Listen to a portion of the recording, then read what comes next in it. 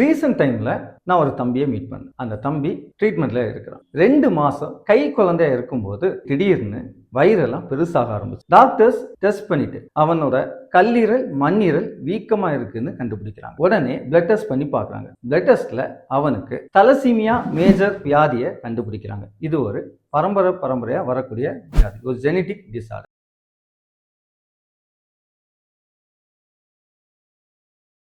இந்த வியாதியில என்ன நடக்கும்னா, நம்ம உடம்புல இருக்கக்கூடிய ஹீமோகுளோபின் சிகப்பு அணுக்கள் சீக்கிரமா அழிஞ்சு போயிடும். நார்மலா 120 நாள் நம்ம உடம்புல ரத்தம் இருந்து அப்புறம் தான் அழிஞ்சு போகும். ஆனா இந்த வியாதி இருக்கிறவங்களுக்கு ஒரு மாசத்துக்குள்ளாரியே சீக்கிரமா அது அழிஞ்சு போறதுனால ரத்தத்தோட ஹீமோகுளோபின் லெவல் ரொம்ப கம்மியா குறைவா இருக்கும். ஸோ சிவியர் அனிமியான்னு சொல்லுவாங்க. ரத்த சோகை ஏற்பட்டு ரொம்ப கஷ்டப்படுவாங்க. இவங்களுக்கு மாசம் ரெகுலரா வெளியில இருந்து ரத்தத்தை டிரான்ஸ்ஃபியூஸ் பண்ணி ஆகணும். டிரான்ஸ்ஃபியூஸ் பண்ணா மட்டும்தான் அவங்களோட ஹீமோகுளோபின் லெவலை நம்ம மெயின்டைன் பண்ணி வைக்க முடியும். தொடர்ந்து பிளட் டிரான்ஸ்ஃபியூஷன் பண்ணிட்டு இருக்கும்போது நம்ம உடம்புல அயன் லோடு அதிகமாகிட்டே போயிட்டு இருக்கும். இது என்ன பண்ணும்னா நம்மளோட ஹார்ட்டை வீக் பண்ணும், நம்மளோட கல்லீரல் மண்ணீரலை பெருசாக்கிட்டு வீக்கத்தை அதிகரிச்சுட்டே இருக்கும். இதுதான் இந்த தம்பியோட வாழ்க்கையில நடந்தது. இந்த தலசீமியாவுக்கு ஒரே ஒரு அட்வான்ஸ் ட்ரீட்மெண்ட் இருக்கு. அது என்னன்னா எலும்பு மஞ்சை மாற்று சிகிச்சை, போன் மேரோ டிரான்ஸ்பிளான்டேஷன். அது ஈஸியா உடனே பண்ண முடியாது. அது பண்ணணும்னா கூட பிறந்தவங்க இருக்கணும், அவங்க கூட 10க்கு 10 ஆன்டிஜன் மேட்ச்டு டோனர் இருக்கணும். அது கூட பிறந்தவங்க கூட அதிகமான சான்சஸ் இருக்கும். இந்த தம்பி அவங்க வீட்டில் அவங்க அப்பா அம்மாவுக்கு ஒரே ஒரு பையன். ஸோ அவங்கள நம்ம டோனரா வச்சிருக்கலாம் அப்படின்னா அதுல நிறைய லைஃப் ரிஸ்க் இருக்கு. வெளியில டோனர்ஸ் இருப்பாங்க, அந்த டோனர்ஸ் கிடைக்கிறாங்களா அப்படின்னு அந்த ஹாஸ்பிட்டல்ல அந்த தம்பிக்கு தேடினப்போ அவனுக்கு ஒரு டோனருமே கிடைக்கல. தன்னோட உயிரை காப்பாற்ற வேற வழியே இல்லையா அப்படின்னு அவனும் அவங்க பேரண்ட்ஸும் ரொம்ப கஷ்டத்துல இருக்கும்போது பிஎம்டி பண்ணலாம், போன் மேரோ டிரான்ஸ்பிளான்ட் பண்ணலான்னு ஒரு முயற்சியா அந்த தம்பிக்கு ட்ரீட்மெண்ட்டை ஸ்டார்ட் பண்றாங்க. அந்த போன் மேரோ டிரான்ஸ்பிளான்டேஷன் ட்ரீட்மெண்ட்டும் ஸ்டார்ட் ஆயிடுச்சு. ட்ரீட்மெண்ட்டும் நல்லபடியா போயிட்டு இருக்கு. ஆனா அந்த தம்பியோட WBC, HB, பிளேட்லெட் இந்த அணுக்கள் இம்ப்ரூவ் ஆகவே இல்லை. கொஞ்சமா அவனுக்கு இன்ஃபெக்ஷன் அவன் உடம்புல வர ஆரம்பிக்க. இப்போ அவன் ரொம்ப மனசு உடைஞ்சு போய் இருக்கிறான். டாக்டர்ஸ் பிளட் டெஸ்ட் பார்க்கும்போது சொல்றாங்க, ஒருவேளை இந்த தம்பியோட உடம்புல அவங்க அப்பாவோட செல் அது ஏத்துக்கல, இந்த பிஎம்டி கிட்டத்தட்ட ஃபெயிலியர் மாதிரி இருக்கு அப்படின்னு சொல்லிட்டாங்க. இந்த தம்பி மனசு சுத்தமா உடைஞ்சே போயிட்டான். அவங்க அம்மா ரொம்ப அழ ஆரம்பிக்கிறாங்க. அவங்க அப்பா அதுக்கு மேலே ரொம்ப ஃபீல் பண்ணுறாங்க. இவ்வளோ கஷ்டப்பட்டு இவ்வளோ செலவு பண்ணி இந்த ட்ரீட்மெண்ட்டை ஸ்டார்ட் பண்ணும்போது சரி நமக்கு ஒரு விடிவு காலம் பிறந்துரும் அப்படின்னு நினச்சி பண்ணோமே, இப்போ நம்ம என்ன பண்ணுறது அப்படின்னு சொல்லி புலம்பி போயிருக்காங்க. ஒரு நாள் நான் அந்த தம்பியை மீட் பண்ணேன். அந்த தம்பி உட்கார்ந்து இருக்கும்போது அந்த தம்பி என் கையை பிடிச்சிட்டு அழ ஆரம்பிக்கிறான். எல்லா சின்ன பிள்ளைங்களும் வெளியில் ஓடி ஆடி விளையாடும்போது நானும் அது மாதிரி ஓடி ஆடி விளையாடலான்னு ஆசையோடு இருந்தேன் சார். 13 வருஷம் நான் வெளியில போய் விளையாடினது கூட இல்லை. இந்த ட்ரீட்மெண்ட்டுக்கு அப்புறம் நான் ரொம்ப சந்தோஷமா, நான் இதுக்கு மேல ரொம்ப ஜாலியா இருக்கலாம், ரொம்ப ஹாப்பியா இருக்கலாம் என் லைஃப்ல. என் அப்பா அம்மாவை நான் ரொம்ப வேலைக்கெல்லாம் போய் காப்பாற்றலாம் அப்படின்னு நான் நினைச்சுதான் என் அப்பா கிட்ட ரொம்ப கெஞ்சி அப்பாவோட செல்ஸை அப்பா எனக்கு கொடுங்கன்னு சொல்லி நான் கேட்டேன். நான் இவ்வளோ ரிக்வஸ்ட் பண்ணி கேட்டனால தான் என் அப்பா, அவர் தினமும் செயின் ஸ்மோக்கரா இருந்தாரு, தினமும் ட்ரிங்க்ஸ் பண்ணுவாரு. எனக்கு செல் தரணுங்கிறதுக்காக கிட்டத்தட்ட 6 மாசம் அவர் ட்ரிங்க்ஸ் பண்ணாம இருந்தாரு, அவர் ஸ்மோக் பண்ணாம இருந்தார். இப்போ எனக்கு இந்த போன் மேரோ டிரான்ஸ்பிளான்ட் ஃபெயிலியர் ஆயிடுச்சுன்னு நினைச்சு அவரு மறுபடியும் இன்னிலிருந்து குடிக்க ஆரம்பிச்சிட்டாரு. நான் அந்த தம்பி கிட்ட சரி நீ கவலைப்படாத சொல்லி அந்த தம்பிக்கு ரொம்ப மென்டலி சப்போர்ட் பண்ணிட்டு நான் அந்த இடத்த விட்டு கிளம்பி வந்தேன். இன்னைக்கு நிறைய பேர் இதே போலதான் ஒரு வியாதினால நீங்க கஷ்டத்துல இது குணமாகுமா ஆகாதா, ஏன் எனக்கு இது வந்துச்சு அப்படி ஒரு கொஸ்டின்ல நீங்க பார்க்கலாம். நம்ம ரொம்ப விரும்பின நபர்கள் நம்மளை ரிஜெக்ட் பண்ண காரியமா இருக்கலாம். இதுக்கு ஆல்டர்னேட்டா என்ன நடந்துச்சு, என்ன பண்ணணும், என்ன இந்த நபர் பண்ணினாரு அப்படின்னு சாதிச்ச ஒரு நபரோட ஒரு கதையை தான் உங்ககிட்ட நான் சொல்ல போறேன். அமெரிக்காவில் ஆர்தர் ஆஷே அப்படின்னு ஒரு ஃபேமஸான டென்னிஸ் பிளேயர் இருந்தார். இவர் விம்பிள்டன் டென்னிஸ் சாம்பியன்ல கலந்துக்கிட்டு Australian Wimbledon, American Wimbledon, US open tennis Wimbledon இதில் எல்லாமே சாம்பியனா வின் பண்ணியிருக்கிறார். ஆனா இந்த சக்சஸ், இந்த வெற்றி அவருக்கு அவ்வளோ ஈஸியா கிடைக்கவே இல்லை. இவருக்கு நிறைய தடங்கள் இவரோட வாழ்க்கையில வந்துச்சு. இவரு கருப்பு இனத்தை சேர்ந்தவன். அவரோட இனத்தை வச்சு அவரை நிறைய அவருக்கு நியாயமா கிடைக்க வேண்டிய சான்சஸை நிறைய பேர் பிளாக் பண்ணியிருக்காங்க. நிறைய பேர் அவரோட வளர்ச்சியை பிடிக்காதவங்க அவரை எவ்வளவு கஷ்டப்படுத்த முடியுமோ அவ்வளவு தூரம் கஷ்டப்படுத்தியிருக்காங்க. ஆனா எல்லா தடையும் உடைச்சு அவரு ஒரு சாம்பியன்ஷிப் போட்டியில கலந்துகிட்டு தான் யாருங்கிறத அவர் நிரூபிச்சு இந்த சொசைட்டில அவர் ஒரு பெரிய ஒரு சக்சஸை கொடுத்தாரு. கருப்பு இனத்திலேயே முதலா இந்த விம்பிள்டன் இந்த சாம்பியன்ஷிப்பை வின் பண்ண ஒரே டென்னிஸ் பிளேயர் ஆர்தர் ஆஷே தான். அதுக்கப்புறம் இப்ப நிறைய பேர் வின் பண்ணிட்டாங்க.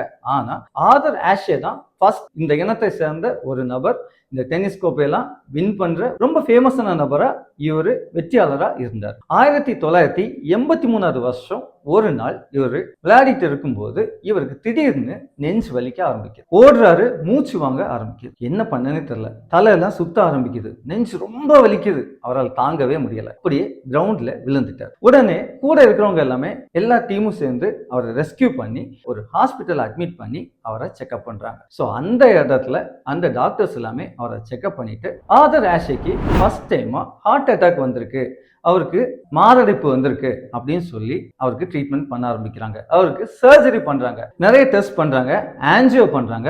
அதுல நிறைய பிளாக்ஸ் இருக்கிறத கண்டுபிடிச்சு எல்லா பிளாக்ஸையும் ரிமூவ் பண்றாங்க. சர்ஜரி பண்ணி அதுல இருந்து ஆர்தர் ஆஷே மீண்டு வெளியே வர்றாரு. மறுபடியும் டென்னிஸ் ராக்கெட்டை கையில் எடுக்கிறாரு, மறுபடியும் போட்டிக்கு தயாராகிறாரு. அடுத்த போட்டிகளை கான்சென்ட்ரேட் பண்ணி ஜெயிச்சிட்டும் வர்றாரு. இப்படியே ஒரு சில வருஷங்கள் கடந்து போயாச்சு. இப்போ வருஷம் 1988 வருஷம். மறுபடியும் அதே போல ஒரு நாள் ஆர்தர் ஆஷே டென்னிஸ் கிரவுண்ட்ல பிராக்டிஸ் பண்ணிட்டு இருக்கும்போது திடீர்னு நெஞ்சு வலிக்க ஆரம்பிக்குது, கை கால்லாம் வலிக்க ஆரம்பிக்குது, தலையெல்லாம் சுத்த ஆரம்பிக்குது. மறுபடியும் அவர் ரொம்ப உடம்பு முடியாதனால இப்போ அவரோட ஃப்ரெண்ட்ஸ் எல்லாம் சேர்ந்து அவரை ஹாஸ்பிட்டலுக்கு கூட்டிட்டு போறாங்க. இப்போ அதே ஹாஸ்பிட்டல் அவருக்கு ட்ரீட்மெண்ட் பண்ண அதே டாக்டர்ஸ் ரொம்ப ரொம்ப ரொம்ப ஷாக் ஆகுறாங்க. அது என்னவா இருக்கும் நீங்க நினைக்கலாம், கேன்சரா இருக்கும். நிச்சயமா கேன்சர் இல்லை. அதை நான் சொல்ல போற முன்னாடி இப்போ உங்களுக்கான ஹெல்த் டிப்ஸ் மட்டும் நம்ம பார்த்துட்டு வந்துடலாம். நம்ம லைஃப்ல நம்ம ஆரோக்கியமா வாழ ஒரு 6 டிப்ஸ் மட்டும் ஃபாஸ்டா நான் சொல்லிடுறேன். First, self discipline life. என்னன்னா no alcohol, no tobacco, no drugs. ரெண்டாவது, நம்ம ஆரோக்கியமான உணவுகளை நம்ம சாப்பிடணும். என்னெல்லாம்னா பச்சை காய்கறிகள், முழு சிறு தானியங்கள். மூணாவது, அவாய்ட் ஃபேட்டி டயட்ஸ். கொழுப்பு அதிகமுள்ள எந்த உணவையும் அதிகமா உங்க டயட்ல சேர்த்துக்காதீங்க. பாடி வெயிட்டை மெயின்டைன் பண்ணுங்க. அதிகப்படியான உடல் எடையும் ஆபத்தானது. நாலாவது, ஒரு நாளைக்கு குறைஞ்சது மினிமம் 10 மினிட்ஸ் ஏதாவது ஒரு பிசிக்கல் எக்ஸசைஸ் கண்டிப்பா பண்ணியாகணும். அது வாக்கிங்கா இருக்கலாம், அல்லனா சைக்கிளிங்கா இருக்கலாம், ஸ்விம்மிங்கா இருக்கலாம், அல்லனா ஸ்கிப்பிங்கா கூட இருக்கலாம். ஏதாவது ஒரு 10 மினிட்ஸ் ஒரு சின்ன எக்ஸசைஸ் கண்டிப்பா பிசிக்கல் ஆக்டிவிட்டி பண்ணியே ஆகணும். அஞ்சாவது, avoid direct exposure of sunlight. டைரக்டா வரக்கூடிய அல்ட்ரா வயலட் கதிர்கள் உள்ள சூரிய ஒளியை அவாய்ட் பண்ணணும். எப்படி அவாய்ட் பண்றது? காலையில 10 மணில இருந்து சாயங்காலம் 4 மணி வரைக்கும் சன்லைட்ல எக்ஸ்போசர் ஆகாம இருக்கிறது நல்லது. கட்டுமான வேலைகள் பண்றவங்க இருப்பாங்க, அது தவிர்க்க முடியாது. அதை தவிர நம்மளால சும்மா வெளியில போய் சன் எக்ஸ்போசர் ஆகாம எவ்வளவு தடுக்க முடியுமோ அவ்வளவு தூரம் நம்ம சன் எக்ஸ்போசரை அவாய்ட் பண்றது நல்லது. அண்ட் ஃபைனலா 6வது டிப்ஸ் என்னன்னா, 40 வயசுக்கு மேல இருக்கிறவங்க கண்டிப்பா வருஷத்துக்கு ஒரு தடவையாவது உங்க பாடியை நீங்க கம்ப்ளீட்டா ஹெல்த் செக்அப் பண்றது நல்லது. இந்த 6 ஹெல்த் டிப்ஸ்ல குறைஞ்சபட்சம் ஒரு 4 ஹெல்த் டிப்ஸாவது நீங்க கண்டிப்பா உங்க டெய்லி லைஃப்ல ஃபாலோ பண்ணுங்க. இப்போ நம்ம ஸ்டோரிக்குள்ள போகலாம். ஆர்தர் ஆஷே கிட்ட டாக்டர்ஸ் என்ன சொல்றாங்கன்னா, சாரி ஆர்தர் ஆஷே, உங்க ரிப்போர்ட்ஸ் எங்களுக்கு ரொம்ப ஷாக்கிங்கா தான் இருக்கு, உங்களுக்கு HIV வந்திருக்கு அப்படின்னு சொல்றாங்க. இந்த ஆர்தர் ஆஷேக்கு ஒரு பெரிய இடியே தூக்கி போட்ட மாதிரி இருந்துச்சு. ஏன்னா அவர் ரொம்ப டிசிப்ளின் பர்சன், ரொம்ப டீசெண்டான பர்சன். அவர் எந்த கெட்ட பழக்கமோ அவருக்கு கிடையாது. அவர் மனசறிஞ்சு அவர் எந்த தவறுமே பண்ணது கிடையாது. அப்போ அவருக்குள்ள மைண்டுக்குள்ள நிறைய கொஸ்டின்ஸ் வந்துட்டே இருந்தது. எப்படி எனக்கு இந்த HIV இந்த இன்ஃபெக்ஷன் எனக்கு எப்படி வந்துச்சு அப்படின்னு குலைஞ்சு போயிட்டாரு இந்த செய்தியை கேட்டு. தொடர்ந்து டாக்டர்ஸ் ஆர்தர் ஆஷே கிட்ட சொல்றாங்க, உங்களுக்கு ஹார்ட் சர்ஜரி நடந்த டைம்ல நிறைய பிளட் லாஸ் இருந்துச்சு. ஸோ அந்த டைம்ல உங்களுக்கு நிறைய பிளட் டிரான்ஸ்ஃபியூஷன் பண்ணப்பட்டுச்சு. ஸோ அதன் மூலமாக தான் உங்களுக்கு இந்த இன்ஃபெக்ஷன் கிடைச்சிருக்கு அப்படின்னு சொல்லுறாங்க. இதை ஆதர் ஆஷையும் அவங்களோட ஒய்ஃபும் இதை கேட்டோன்னே ரொம்ப ஷாக் ஆகுறாங்க. அவருக்கு ரொம்ப கஷ்டமாக தான் இருந்துச்சு. ஆனால் இந்த ஆதர் ஆஷே அந்த ஹாஸ்பிட்டலில் இருக்கிற அந்த டாக்டர்ஸை அவர் எந்த ஒரு பிளேமும் பண்ணலை, அந்த ஹாஸ்பிட்டலை குறை சொல்லலை. அந்த இடத்துல இருந்து அமைதியாக தொடர்ந்து ட்ரீட்மெண்ட் கண்டினியூ பண்ணுறதுக்கு அவர் ஓகே சொல்லிட்டு இப்போ அவர் வீட்டுக்கு கடந்து போறார். வீட்டுக்கு போற டைம்ல அவரோட ஒய்ஃபும் சேர்ந்து சர்ச்சுக்கு போறாங்க. அந்த இடத்துல இருந்து அவர் ப்ரேயர் பண்ணிட்டு வெளியே வர்றாரு. ஆனா இவ்வளவு நேரத்துக்குள்ள இந்த விஷயம் அவருக்கு கூட இருந்த சிலரால என்ன நடக்குதுன்னா காட்டு தீ மாதிரி நிறைய இடத்துல ஸ்ப்ரெட் ஆக ஆரம்பிக்குது. ஆதர் ஆஷியை பிடிக்காத சிலர் அந்த செய்தியை அங்க இருக்கிற ஒரு ஃபேமஸான நியூஸ் லெட்டருக்கு பப்ளிஷ் பண்ணலாம்னு சொல்லி ட்ரை பண்ணிட்டு இருக்காங்க. ஆனா இந்த எந்த விஷயமே தெரியாத ஆதர் ஆஷே அப்படியே சர்ச்சை விட்டு வெளியே நடந்து வராங்க. அந்த டைம்ல அங்க இருக்கிற மீடியா டீம் அவர்கிட்ட போய் அவர்கிட்ட இந்த கொஸ்டினை கேட்கிறாங்க.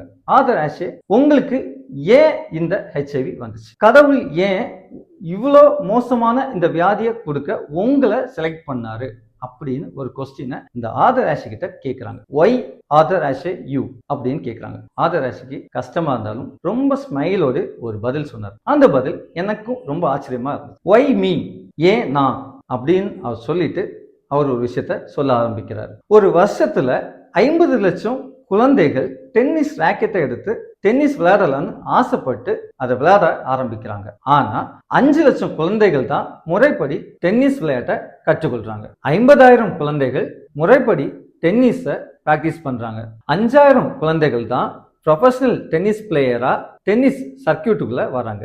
அதுல 500 குழந்தைகள் அந்த லிஸ்டுக்குள்ள வர ஆரம்பிக்கிறாங்க. அந்த 500 பேர்ல 50 பிளேயர்ஸ் தான் விம்பிள்டன் சர்க்கியூட்டுக்குள்ள வராங்க. அந்த 50 பேர்ல 4 பேர் தான் விம்பிள்டன் செமிஃபைனலுக்குள்ள வராங்க.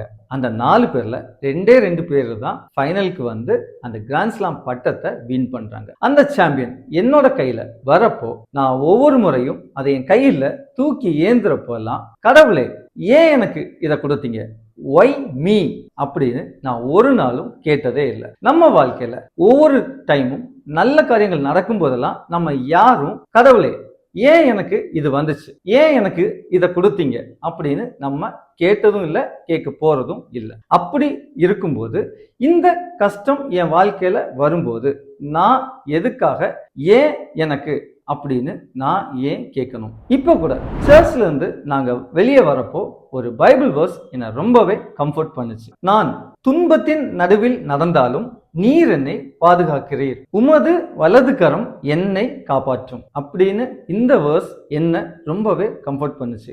ஆமா, நான் கஷ்டத்துல இருக்கும்போதும் நான் சக்சஸ்ல இருக்கும்போதும் கடவுளுடைய கரம் என்ன காப்பாற்றும் அப்படிங்கிற நம்பிக்கை எனக்கு இருக்கு அப்படின்னு சொல்லிட்டு அந்த இடத்துல இருந்து அவர் கடந்து போறாரு. சோ இது நடந்தது 1988 வருஷம். ஹெச்ஐவி ட்ரீட்மெண்ட் அவருக்கு நடந்துட்டு இருந்தாலும் அவர் தன்னுடைய மனசை தளர விடாம அவர் என்ன பண்ணார் தெரியுமா? அவருக்கு டென்னிஸ் விளையாட்டை இப்ப விட்டுட்டு அவரு எ ஹார்ட் ரோட் டு க்ளோரி அப்படிங்கிற ஒரு புக்கை எழுதி பப்ளிஷ் பண்றாரு. கிட்டத்தட்ட 1600 பேஜஸ் கொண்ட 3 வால்யூம்ஸ் கொண்ட அந்த புக்கை பப்ளிஷ் பண்றாரு. அமெரிக்காவில் எழுத்தாளர்கள் வாங்கக்கூடிய ஒரு பெரிய அவார்டை, எம்மி அவார்டு, இந்த அவார்டை ஆதர் ஆஷி வின் பண்றாரு. ஸோ நான் ஹெச்ஐவியால பாதிக்கப்பட்டுட்டேன், இந்த இன்ஃபெக்ஷன் என்னை கஷ்டப்படுத்துது, அதனால நான் இனிமேல் நான் எல்லாரையும் குறை சொல்லிட்டு தான் இருப்பேன், என் வாழ்க்கையே முடிஞ்சுது அப்படின்னு இந்த ஆதர் ஆஷே நினைக்காம அவர் என்ன பண்ணாருன்னா ஹெச்ஐவினால பாதிக்கப்பட்ட நிறைய பேருக்கு வாழ்க்கை கொடுக்கறதுக்காக நிறைய ஹெல்பிங் சென்டர்ஸ் எல்லாம் ஸ்டார்ட் பண்ணி அவரு கிட்டத்தட்ட டயக்னோஸ் பண்ணுனதுல இருந்து 5 வருஷம் உயிரோடு இருந்தாரு. 1993 வருஷம் அவர் இறந்து போறாரு. இந்த 5 வருஷம் அவர் கஷ்டப்பட்டுட்டே இருக்கல. ஒவ்வொரு நாளும் ஏன் எனக்கு இந்த நரக வேதனை, ஏன் எனக்கு இந்த கஷ்டம் அப்படின்னு புலம்பல. ரொம்ப ஹாப்பியா எல்லார் கூடயும் சகஜமா பழகி அவரோட வாழ்க்கை ஓட்டத்தை சக்சஸ்ஃபுல்லா முடிச்சாரு. இந்த ஆதர் ஆஷே தன்னுடைய ரசிகர்கள் நிறைய பேர் லெட்டர்ஸ் போடும்போது அவங்களுக்கெல்லாம் அவர் எழுதின ஒரு வேர்டு, அது என்னன்னா, your courage is louder than your diagnosis. உங்கள் தைரியம் உங்க வியாதியோட டயக்னோசிஸை விட பெருசா இருக்கணும் அப்படின்னு ஒரு ரொம்ப வேல்யூபிளான ஒரு பாயிண்ட சொல்லிட்டு தான் இந்த ஆதர் ஆஷே நம்மளை விட்டு கடந்து போயிருக்காரு. இவரோட டைரியில அவர் கடைசியா ஒரு குறிப்பு எழுதி வச்சிருந்தார். அது என்னன்னா, அதுதான் இந்த ஸ்டோரியோட நம்மளோட இன்னைக்குரிய ஒரு மோட்டிவேஷனல் கோட்ஸா நான் அதை உங்களுக்கு சொல்ல போறேன். Talent and looks are God given. Be thankful. Attitude and ego are self created. Be careful. ஆமா, டேலண்ட் எல்லாமே கடவுள் நமக்கு தரக்கூடியது. ஆனா ஈகோ, ஆட்டிடியூட் இது எல்லாமே மனுஷங்களா நாம கிரியேட் பண்ணி வச்சிருக்கிறது. ஸோ ஒரு நாளும் நம்ம ஈகோவை மற்றவங்க கிட்ட காட்டாம முடிஞ்ச வரைக்கும் எல்லாருக்கும் ஹெல்ப் பண்ணி மற்றவங்களுக்கு மோட்டிவேஷனலா ஹெல்ப் பண்றவங்களா நம்ம இந்த சொசைட்டில வாழ்ந்தா நம்மளும் இந்த ஆதர் ஆஷே மாதிரி நம்மளோட பேரும் நிலைச்சு நிற்கும். Thank you all. அடுத்த வீடியோல இன்னொரு மோட்டிவேஷனல் ஸ்டோரியோடு நான் உங்களை வந்து பார்க்குறேன். நான் உங்க லியோ. இது உங்க சேனல் லியோ டாக்ஸ்.